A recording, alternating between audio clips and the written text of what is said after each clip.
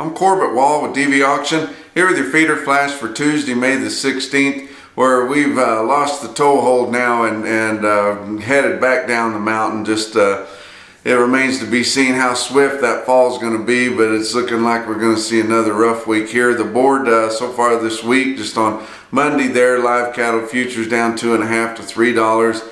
Feeder cattle futures down $2 to $3. Everybody's still talking about the news late last week there with President Trump's tweet that let us in that U.S. is going to be getting back into that China market, which is a big deal with the huge populations they have over there. If we can tap into that even just a little bit, it's going to make a big difference. But it wasn't enough to keep the excitement up on the board anyway. And feeder cattle futures were up the limit on Friday and then come off hard on Monday's trade there. But your June spot fat futures are $122.45, nearly $15 basis to what the cash market was last week. Weighted average on last week's fat cattle trade ended up with just under 80,000 head in your 5-area feeding region, which is a whole lot lighter than what we've seen here and been accustomed to here the last several months.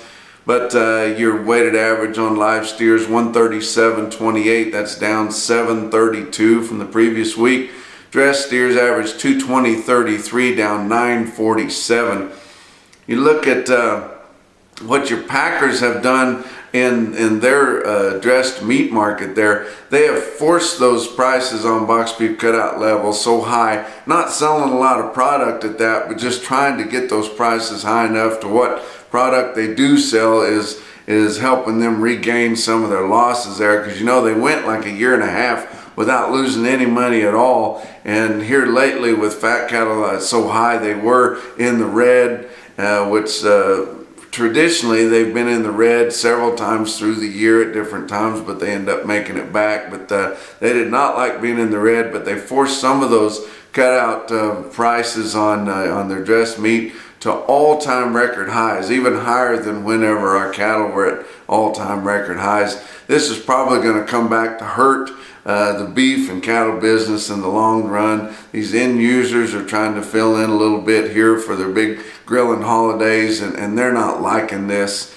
gouging that the packers are doing to them right now, and it's going to cause them not to run near as many specials and probably not be a big player in the beef markets going into the summer, which is a bad time to do that. But real-time index on feeder cattle on Beef Market Central there, 142.11. That's down 51 cents from what it ended the week last week. And your yearling feeders were all lower in your Monday sales. Oklahoma City, 8,500 head there. Feeders there called steady to $4 lower. Not a good test on calves.